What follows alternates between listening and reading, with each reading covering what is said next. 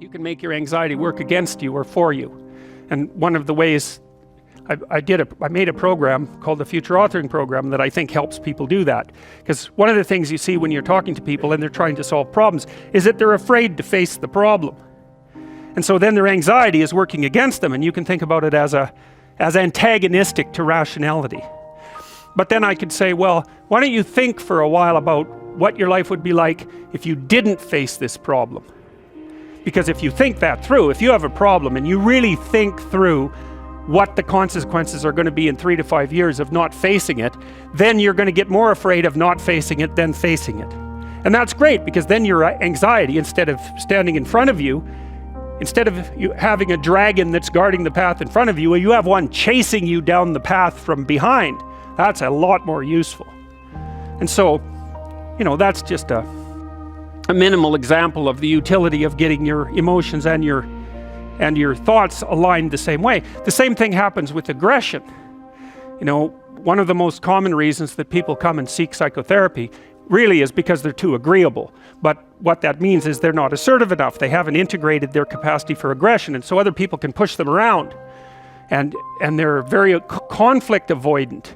And so the consequences of that across time is that you don't stand up for yourself well enough, and you get taken advantage of, and that spirals badly downward. And so partly what you do when you're doing assertiveness training with people is you find out what they're angry about. And they're usually angry if they're not assertive enough because other people are taking advantage of them, or you could say because they're not putting their own necessities forward with enough force. It's hard to distinguish between those two things. But anyways, you get them to talk about what they're angry about. That often makes them cry, often many times.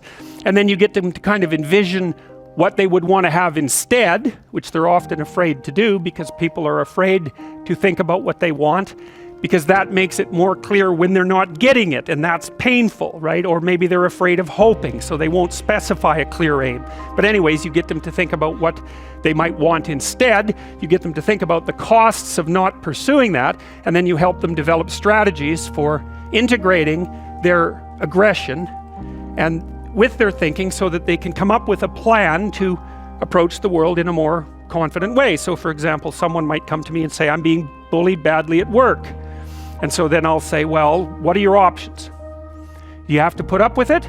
Well, we'll figure that out, because maybe you do. Maybe you don't have options. But here's how to find out. Get your damn CV together so it's pristine, right?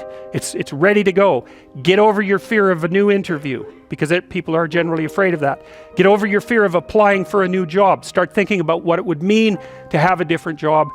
Start thinking about what it would mean to have a better job even, because maybe your fear is just making you stuck here. But I can tell you one thing, if someone's picking on you at work and you don't have options, you lose. So you get the person to start building a strategy. It's like, okay, if you're going to tell this person to stop, you have to know how to make them stop. And the one thing you need for sure is an option. And if you don't have an option, then maybe we start thinking about the fact that you need some more training or something like that, because you cannot negotiate if you don't have any power. Especially if you're dealing with someone who's really out to get you or really disagreeable. If you don't have a leg to stand on, they'll just push you over, and maybe they'll jump on you too, because that's what they're like and they enjoy it anyways. So it's no joke. So you put your options behind you, and then you start to think about strategy. So I tell people, look, if you're being harassed at work, you document it every time it happens and you write it down. So you've got like 20 stories about it, and it's fully documented. And then you go confront the person at some point, but with at least 3 pieces of evidence. And you have some sense of what you tell them about what will happen if they don't stop. So you have to figure out, well, if they don't stop, what are you going to do about it? Leave? Not if you can't leave. So you have to be able to, wield a big stick and speak softly.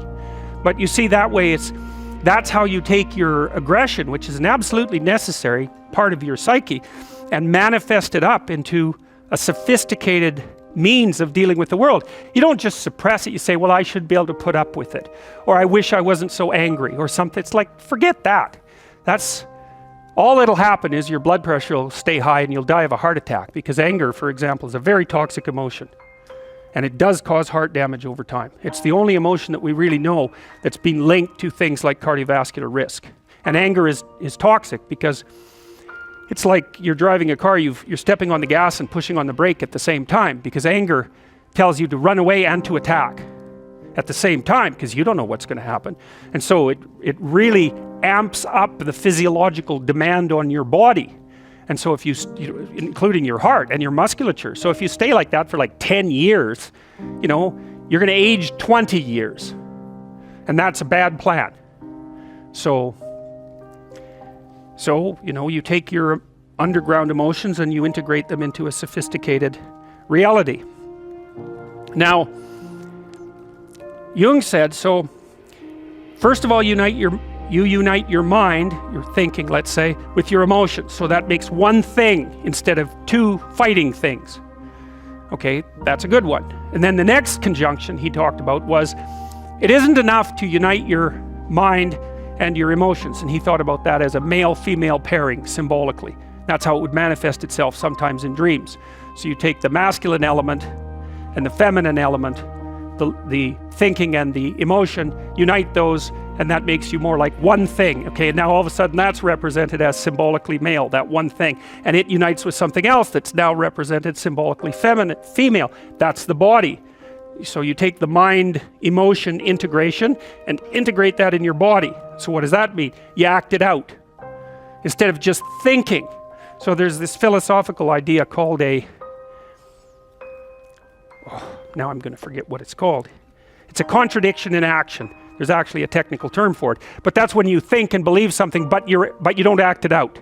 And so that means there's a dissociation in you somehow between your abstract representations and what you manifest in action.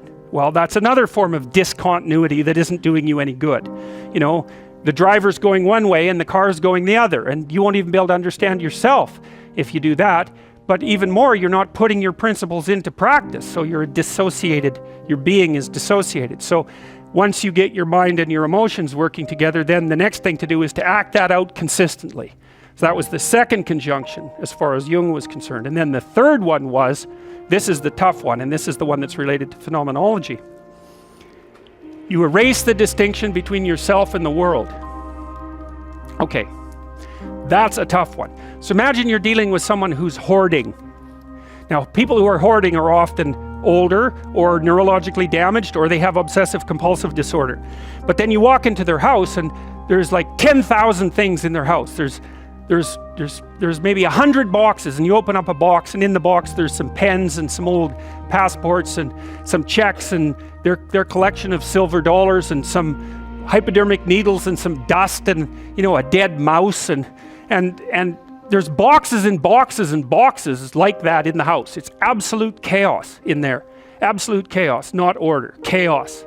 And then you think, is that their house or is that their being? Is that their mind? And the answer is, there's no difference. There's no difference. So, I could say, well, if you want to organize your psyche, you could start by organizing your room. If that would be easier, because maybe you're a more concrete person and you need something concrete to do. So you go clean up under your bed and you make your bed and you organize the papers on your desk, and you think, well, just exactly what are you organizing? Are you organizing the objective world, or are you objecting your field, or are you organizing your field of being, like your field of total experience? And Jung believed that, and I think there's a Buddhist doctrine that's sort of nested in there, that at the highest level of psychological integration, there's no difference between you and what you experience. Now you think, well, I can't control everything I experience, but that's no objection, because you can't control yourself anyway. So the mere fact that you can't extend control over everything you experience is no argument against the idea that you should still treat that as an extension of yourself. So you could say, well, let's say you have a long-standing feud with your brother. Well, is that a psychological problem? Is that him? Is it a problem in the objective world, or is it a problem in your field of being? And it's very useful to think that way, because you might ask, what could you do to improve yourself? Well, let's step one step backwards. The first question might be, why should you even bother improving yourself? And I think the answer to that is something like, so you don't suffer any more stupidly than you have to.